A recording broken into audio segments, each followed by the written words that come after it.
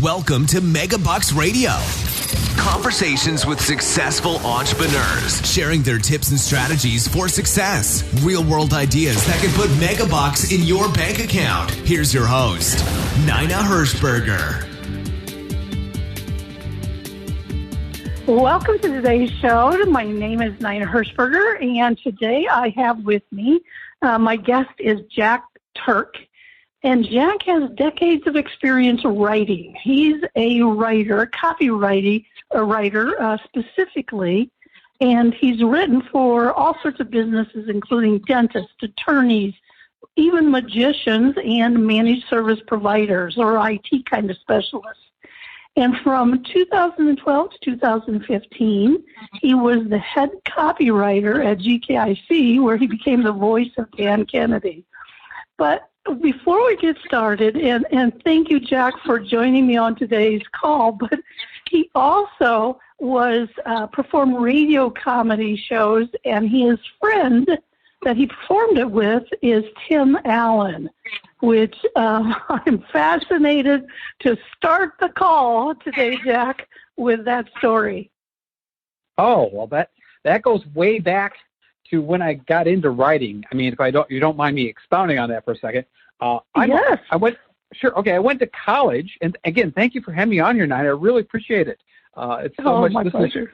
It's so much fun to be here.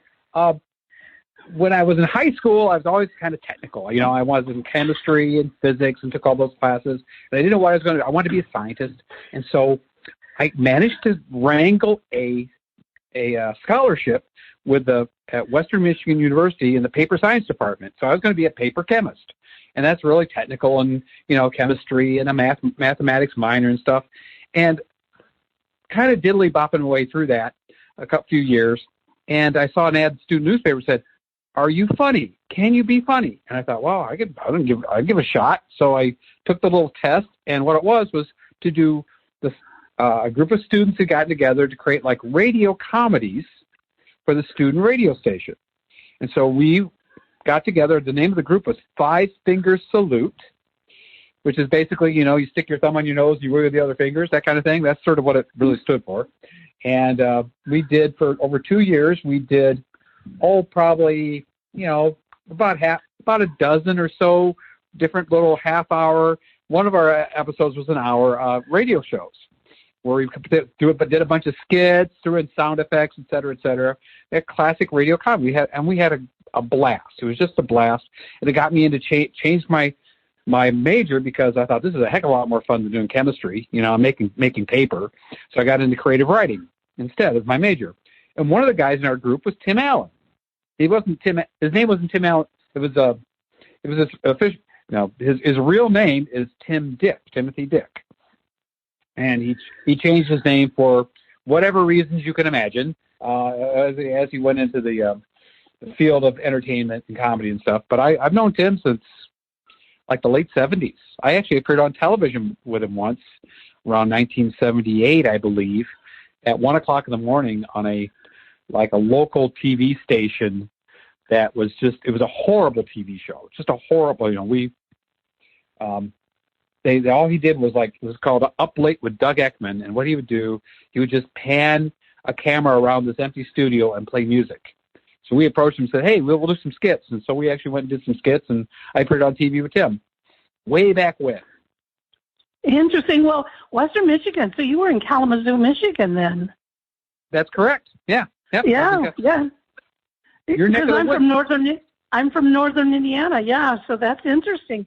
I didn't realize he was from that area, or at least I suppose he went to school there. Doesn't mean he was from there. Oh, yeah. Tim was from the east side. Yeah, Tim is from Detroit, and I was from a little town called Constantine, which is about 30 miles south of Kalamazoo. That's where I grew up. Yeah. You know, I grew up in Elkhart, so I absolutely know where Constantine is. Oh, gosh. So you're it. You're the only other one. Well, you know, so that was interesting. That got you into creative writing. Well, obviously, copywriting is much different than traditional kind of creative writing. So let's get started and talk about, you know, copywriting. Obviously, Dan Kennedy, which we both have followed for years and years, and you became the voice of his for many years. You know, probably, well, maybe started with Gary Halbert or somebody. But anyway, give me your definition of copywriting. Well, Dan Kennedy's essentially, it's got to persuade to take an action. It's direct response. Dan's the master of direct response and magnetic marketing. And the whole point of copywriting is writing a letter, a postcard, a headline, a video sales letter, whatever, with a goal of persuading someone to take an action. Now, that action could be to click a button, to opt in, to provide information about your name, your email address, contact information, maybe to make a sale, maybe to set up a phone call, whatever. But it's got to have some call to action in it. That's how I define it. There's got to be a call to action. So when you were writing for Dan's Voice, was that tough? I mean, how did you get into that mode? Learning to write like Dan basically required that I immerse myself in Dan. And I listened to Dan. I listened to his recordings. I read his books. I read his emails. I read everything I could from Dan. I bought I involved in the courses. I just immersed myself 1,000% into Dan, so I understood, where he was coming from. Honestly, I'll share something. Like when I first came on board, they did like a little test to see whether I could write like Dan. They gave me a couple of things to test projects, and I did obviously I did well enough that they brought me on. But I made a huge mistake that they didn't ding me for, in that I mentioned I wrote a test email, and I mentioned about using my cell phone as speaking as Dan. Oh, yeah. Dan, yeah, we both know. Dan didn't have a cell phone.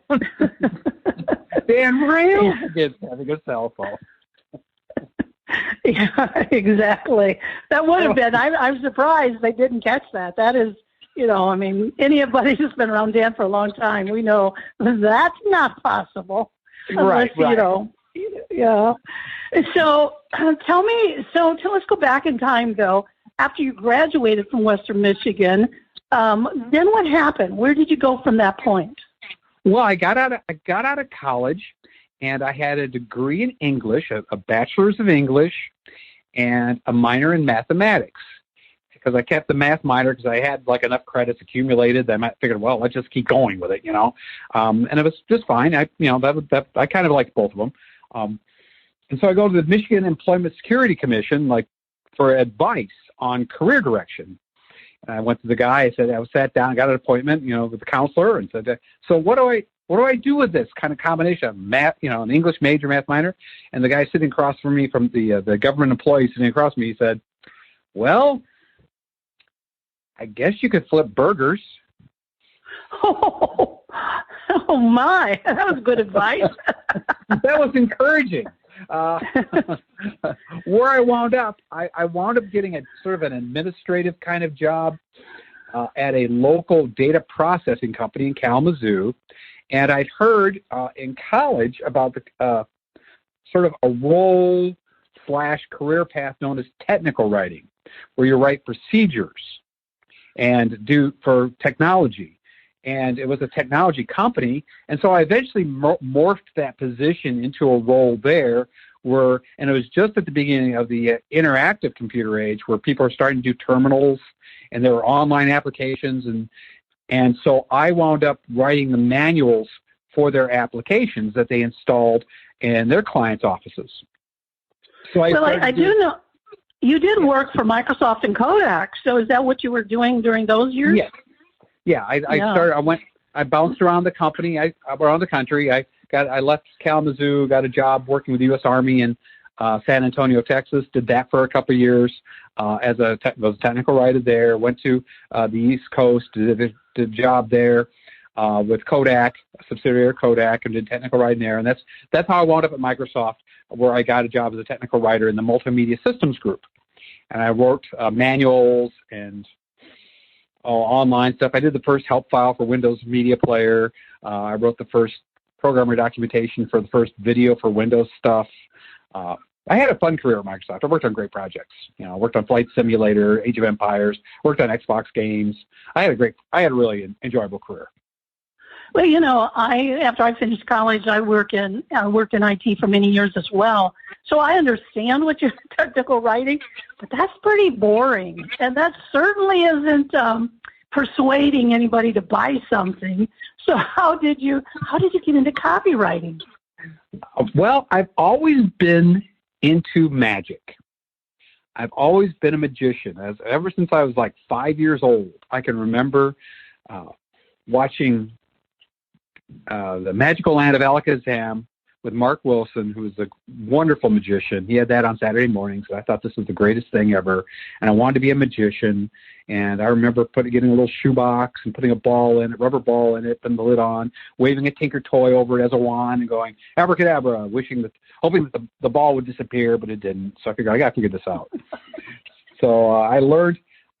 Our little library in town had a few books on magic. Well, you're in that area. You grew up in that area. You've heard of Colon, Michigan, right? Yeah, right.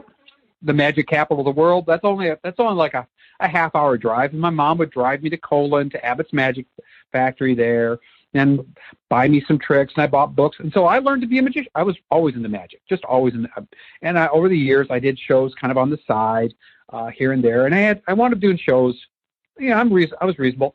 I wound up doing shows like basically through agents. Agents would get me shows.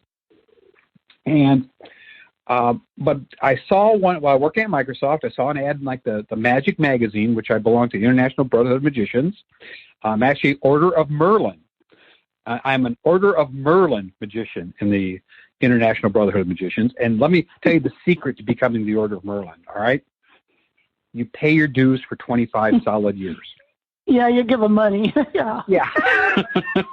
And then your Order of Merlin, amazingly enough. There wasn't a test or anything. But anyway, I saw this ad in my Magic magazine, which was how to make $100,000 a year as a magician. I thought, that's interesting, because I was getting kind of, I'd been at Microsoft for a long time, and I was just kind of ready to try something different. And so it was from Dave D., and it was a free report. I got the free report, which of course was a sales letter, in the classic Dan Kennedy lead magnet sort of style. And I bought the course on how to market yourself as a magician, and I just embraced that. I embraced it. I went all in on it. I learned all about copywriting. I thought, this is great. I just loved it. And so I learned how to market myself as a magician. And on my 50th birthday, I got good at it. And on my 50th birthday, my boss was walking into my office, putting up like a happy birthday thing. I said, hey, Alan, shut the door. And I quit my job to become a full-time magician and also an info marketer to magicians. And so that's kind of where I cut my teeth. I cut my teeth on learning how to market myself. And I had a really good website I had multiple websites on how to, for magicians, for being a magician. I did, and for different markets, there's like birthday parties, there's kid shows, or just being a regular magician, etc. And I also learned how to do info marketing, sell products. And so I learned how to do webinars. I learned how to do email marketing. I learned how to set up sales pages. I learned all that stuff. And so that's where I kind of cut my teeth. I worked with Dave over and over for those years. And eventually, the way it worked was I kept sending Dave money, and I kept doing stuff, and he kept, well, wait a second, you're not bad at this. How about I send you a little project? And Dave kept sending me projects. So eventually the money started coming back my way, and Dave started hiring me to do stuff with him. And I worked a lot with Dave over those years. And that's really how I learned copywriting, how I wound up at GKIC. Interesting. Very, very interesting. Well, fast forward, because it's now many years after even The Voice of Dan Kennedy, and you wrote a book, How to Write Killer Copy Fast. So is writing fast a really important part in copywriting? I think it is. I think it's important for several reasons. One, if you're a copywriter, you just tend to be, most copywriters are lone wolves, and the thing that's restricting you from making more money is your ability to produce.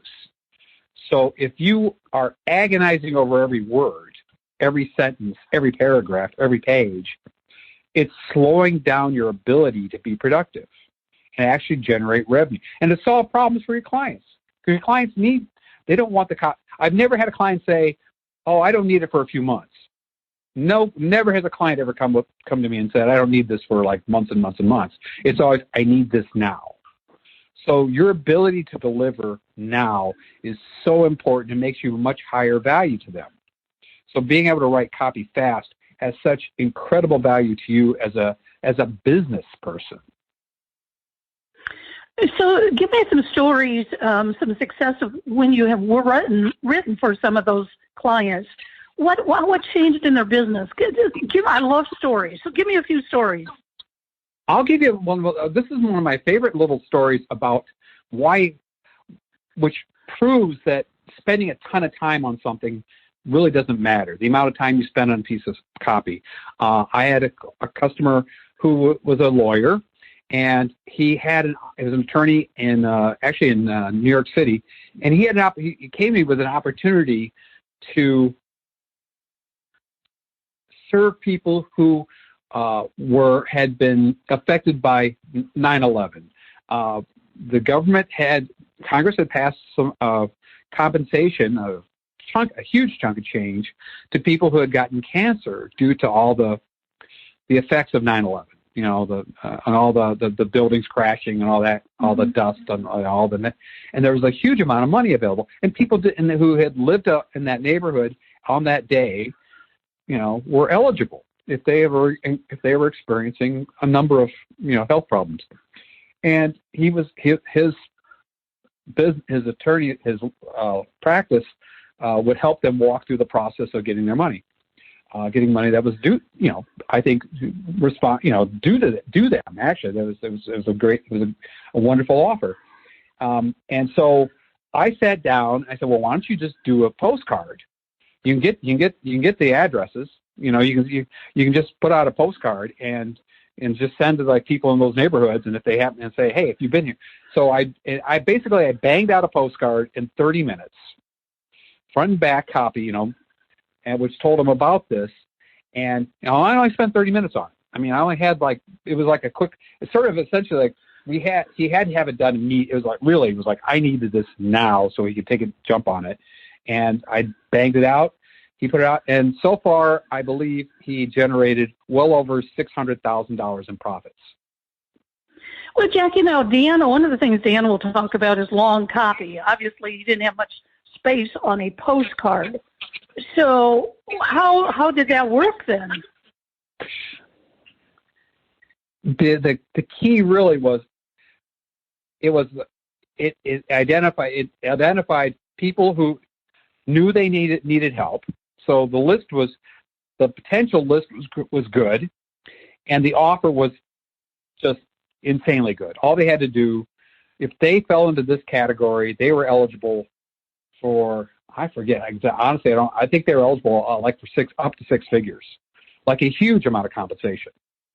And so it was like, all they had to do is call to see if they're eligible. That's it. So the power of the offer and the list, I think Brian Kurtz will say over and over again, like it's the list and the offer are 40% each of the results of, you know, attributable to the success of a piece.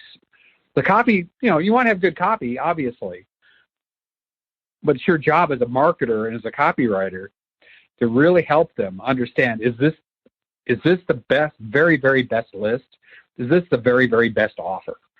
Those two factors are so important, are just critical. Yeah, that makes sense. You know, so I have the wallet mailer that I've had for years, and that's what people know me in the GKIC world, obviously, is the wallet mailer lady. And people will say to me, what kind of response can I get from that? And I said, well, it all depends on your list first. Because if you're going to mail to, if you're a hearing aid company and you're going to mail to 18-year-olds, you're going to get zero response. So, you know, yeah. You were spot on, you know, the list and then the offer, that's for sure. Okay, so let's talk about, we want to talk about AI. So what you said is, you got to do it fast. Obviously, you got to know the fundamentals. You've got to use the psychology. You've got to have a good list. You've got to have a good offer. But what has AI changed in the world of copywriting? I think AI, to my mind, there's multiple uses for it.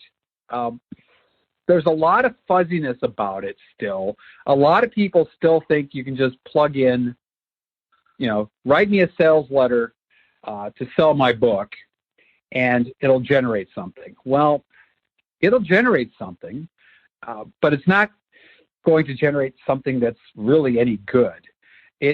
Learning to use, for example, ChatGPT. To use ChatGPT, you really have to understand several things. You really have to. It's kind of stupid. I mean, it's amazing, yet it's stupid because it doesn't know your market, it doesn't know your offer, it doesn't know your voice, and you have to give it all that information as part of the prompt you provide in order for it to generate something. So it's really important. You not only have to know what you want, and it's funny. I just saw an interview with somebody I spoke with recently. You have to know what you want. You have to know what you want. You have to know what your client, what your prospect wants, and you have to know how to talk to the AI in a way that it understands. It's really important that you bring yourself up to speed in that area.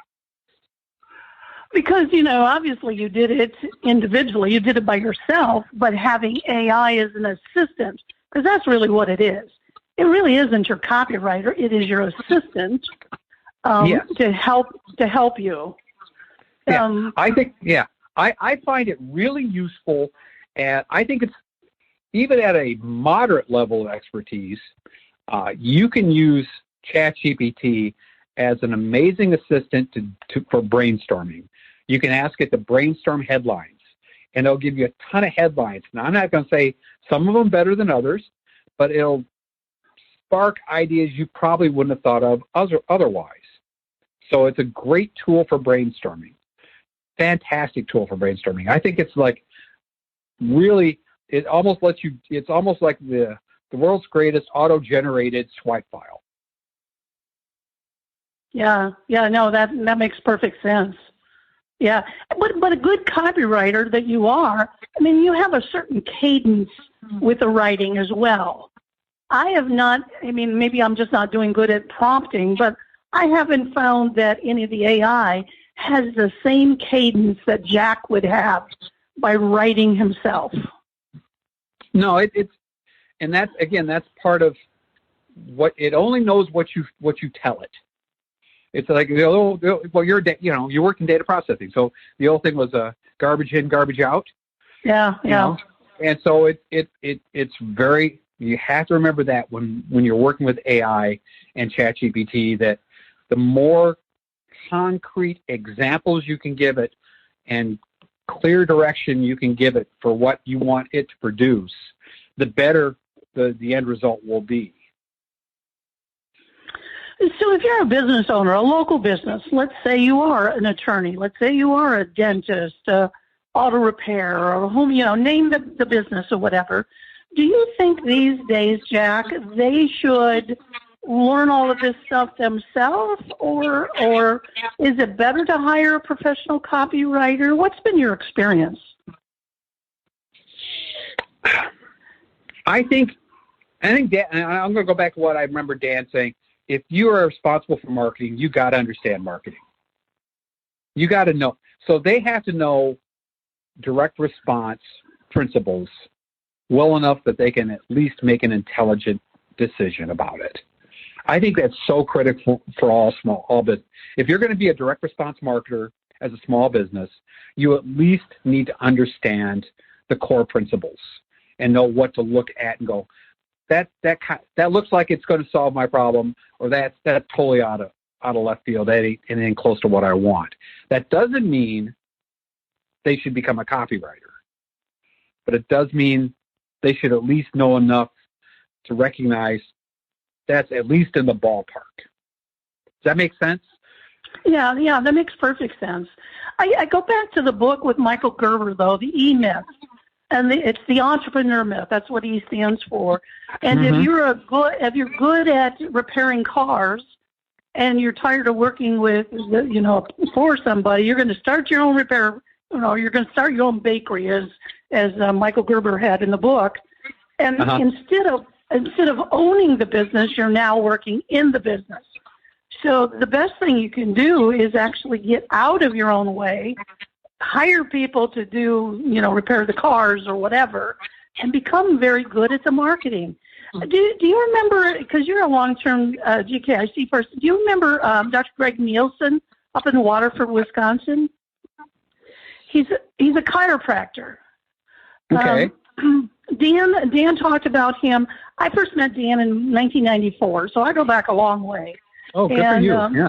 And Greg is brilliant. And our daughter was thinking about becoming a chiropractor, and he said, you know what? Here's my advice to her. Hire another chiropractor. Don't become one yourself. Just get very good at marketing.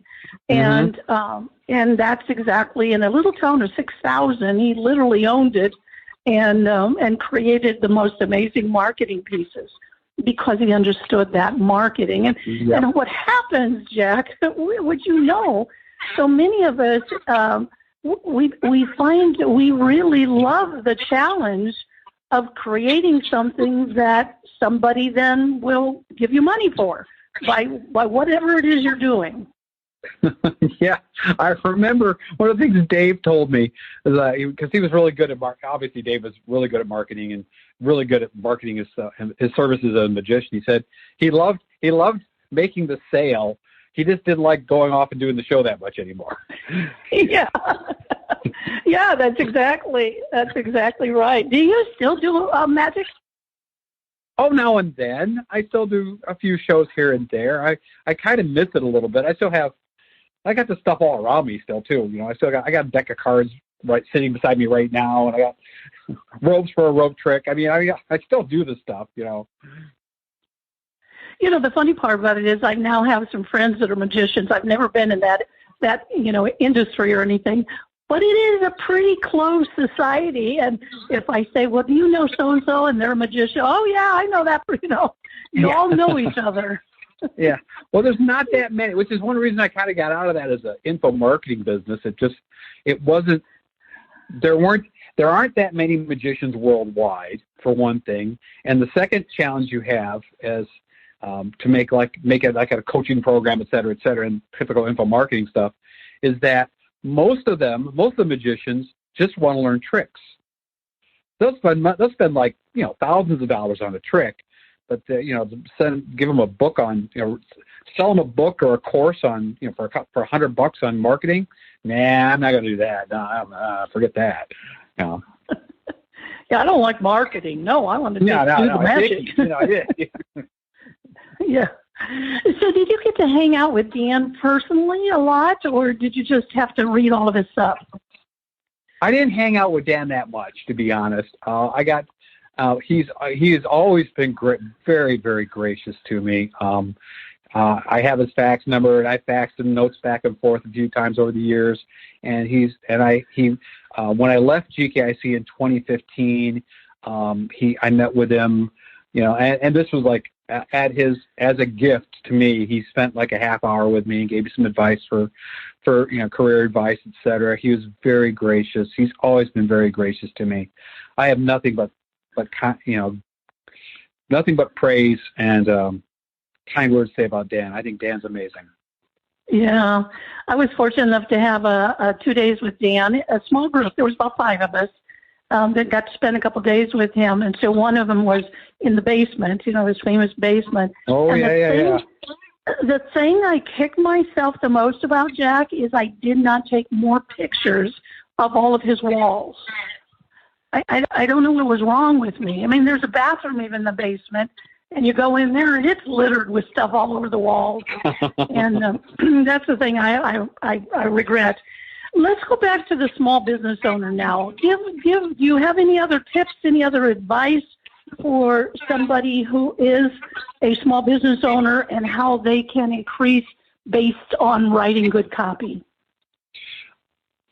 I think the key thing is to first embrace, understanding, direct response principles. Anything, get everything you can get from Dan, first off, without a question. Dan, the Ultimate Sales Letter, et cetera, et cetera. The biggest thing that, I really think small business owners need to embrace the notion of, like, work on creating widgets and, like, offers. Offers are so important. They don't think in terms of that way. You know very well how, that ability to create offers. Dan talked about it over and over and over again, like bundling services, bundling products, doing something out of the ordinary. That's so important. And if you could do that, and also managing your list, understand the importance of having a list of customers and staying in contact with them and keeping up with them, and knowing who really you serve best. Those two things alone will make your copy better. I mean, frankly, just knowing your who and having amazing offers.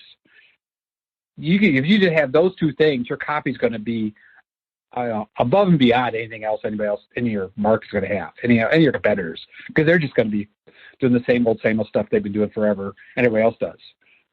Well, so when you say offers, so let's say it's an auto repair guy. So they think, well, I don't have any offers. I'm just fixing cars and trucks.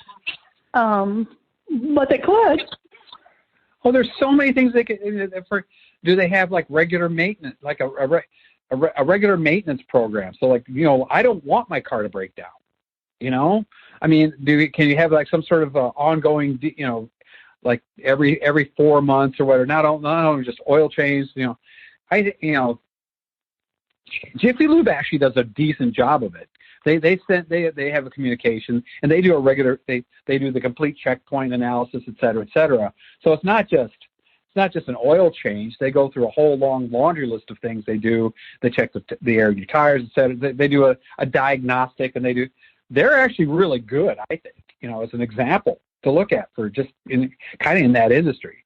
In an auto repair shop, they should certainly be, anybody who ever came in, they should have them on the list, and they should have, Dan talks about the customer newsletter. They should have some kind of email newsletter at a minimum. Like, talk, the local guy, here's what's going on. I mean, I just think there's so much they can be doing besides just, be here. I'm here if you need me. Well, I don't need you that often, but there are other related services you can provide me. Well, it's interesting you said newsletter, because I was talking to somebody the other day who was looking to buy a franchise, and one particular franchise they were looking at was the UPS store. And I said, I am friends with a local UPS store owner here in our area, and he has a newsletter. I said, no, it's not really good, and he certainly doesn't mail it. And when he's not there, his staff certainly doesn't pass it out, but, and here's what she said to me. She said, newsletters don't work anymore. Everybody is so inundated with so many offers and pitches and all sorts of things. It doesn't work. What would your response be to her, Jack? If all you're doing is sending people pitches, then I would agree. But are you actually trying to build a relationship with someone? Are you sending them stuff that's interesting? Are you trying to be interesting and different, as opposed to, oh, by the way, here's my next offer. By the way, here's my next offer. Here's like I don't think that. I agree that that's noise. So how can you stand out from the crowd in what you're sending them? Are you sending stuff that's of use to them in their lives? Like if you're a dentist, if you're sending like an email newsletter, is it all about teeth and whitening? Is that it? Every month, every week? I don't want to hear about teeth and whitening every week. I got other things. But if you send me, send me something. Here, 5 ways to save money on your health insurance, on your life insurance, or something like that. Or maybe it's springtime. Here's the 3 things you need to do in your yard to make sure it's going to be you're going to get it ready for the summer, or whatever. Or fun facts about recipes or whatever. See what I'm saying? Like, think about my life. What matters to me in my life besides, the service you're offering? Yeah, you could even join venture with, if you're a dentist, you obviously have some business owners that come in. And so maybe you join venture and, you use their list and your list, and now you let them even put an article in there about, let's say it's an insurance agent and, how to protect your assets or, I don't know, whatever. Right. You're offering value to they have lives. It's not, their lives do not rotate around, do not orbit around your service. Their lives orbit around, like, I got to get the kids to school today. I got to pick them up. My kids, I don't like, we were looking on vacation. What can we do for vacation this year? We're kind of a little short. We're a little tight. What can we do? What fun ideas can we do to save money and actually have a wonderful vacation? All kinds of things like that. Where their lives are at. Talk to them in those terms, not just pitch. Yeah, I talked about it, Dr. Nielsen, just a few minutes ago, but his newsletter, what he does is he puts one of his patients on the front of every single newsletter. He produces it every other month. And they're so funny, I remember one of them was, she was a hand model. Now is she a hand model? No. But he put it on there and he wrote a story about her, and it's just fun, and people love getting his newsletters because of it. So. Well, you just said such an important thing. Do people want to be taught or sold to, or do they want to be entertained? Yeah. Who doesn't want to be entertained? We all love to be entertained. So yeah, be willing. Dan, I think the whole outrageous advertising stuff. Be willing to be different. Be willing to be yourself. Be a regular human being. Be, whatever your quirks are. Talk about your quirks. Talk about, be different. Be unusual. Don't be afraid of it. I think one of the best things that Dan ever produced was personality in marketing. That's one of my very favorite things that he ever produced. And he talked about, you have to be a hero, but it's got a hero with a flaw. So you're right. You're saying, okay, what's my problem? I can't get this dog to quit barking when, whatever. You just have fun with it. Oh yeah, absolutely. Dan talks about, like, he's no good at, like, home repair kind of stuff. He's not He's not a handyman. He's definitely know Dan's not a handyman. He can't do it. He can't hang a picture straight. Not his thing. But here's the lesson he taught us. We know that. We know that he, had an alcohol problem at one time. We know that he's been married to the same woman twice. We know that there's certain things that he has led us into. We know he doesn't have a cell phone. We know that he hates it when the men go to the bathroom and they're talking on their cell phone while they're peeing. I mean, we know those things. And so, Jack, this has been so fun. I am looking at the clock, though, and we are almost out of time. I know there's going to be some people that are listening to this who say, I need to know more about copywriting, how to make it better, and how to use perhaps AI to do that. And I know you've got an event coming up. Tell us how somebody, if they want to be participating in that, can do that. All right. I actually have spent a great amount of time talking with 25 other experts in copywriting, all kinds of, including Dave D. Dave's gonna talk about doing one-to-many presentations and selling on a presentation, how to do that. Rick Sfazari, who is the master of video, he did the original OxyClean, George Foreman Grill, GoPro, all those massive brands. Rick is the genius behind that. I talked with them and a number of other people, and we're doing a copywriting summit February 8th through the 11th. It's totally free. 26 different speakers, because I'm including myself also. I'm going to talk about writing copy fast. And totally free, and all you have to do to sign up is just go to www.copywritingsummit.com. And all the videos, the videos range from 30 minutes to an hour, all the trained, different people, amazing takeaways, amazing insights, tons of writer downers, and it's virtual. It's all virtual, so you don't have to go anywhere. You don't have to put on your fancy pants. You don't have to buy a plane ticket, get a hotel, sit in the bar, whatever. All that money, just sit at home and watch. Or sit in the office and watch. It's totally free, and I think I'm just so proud of the people I managed to gather, and some of the insights are incredible. And do I understand Tim Allen might be part of it? Well, yeah, he's actually one of the speakers. I managed to wrangle Tim to come on board for about an hour and talk about his life, a little bit about his life in television and his insights on storytelling and what he's learned and doing stories and doing stand-up and how he weaves stories into stand-up, because, he'll say specifically, he doesn't tell jokes, he tells stories. And he was wonderful. I mean, he was great. Well, that's a lesson right there in copywriting. Story sell, right? Oh, absolutely. All about the story. Absolutely. Yeah. Well, Jack, this has been such a pleasure. It's been my honor to have you on the show today. I love it. I love all of the information you gave and your energy and your enthusiasm and everything. So thank you so much for taking the time. Thank you, Nina. I had a great time. I'm so honored you would have me on. Yeah.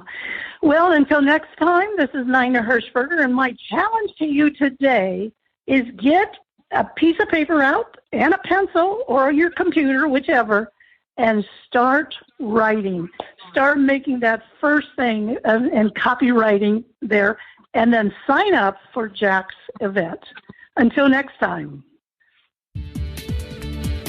Thank you for listening to Megabucks Radio with Nina Hershberger. To learn more about the resources mentioned on today's show or to listen to past episodes, visit megabucksradio.com.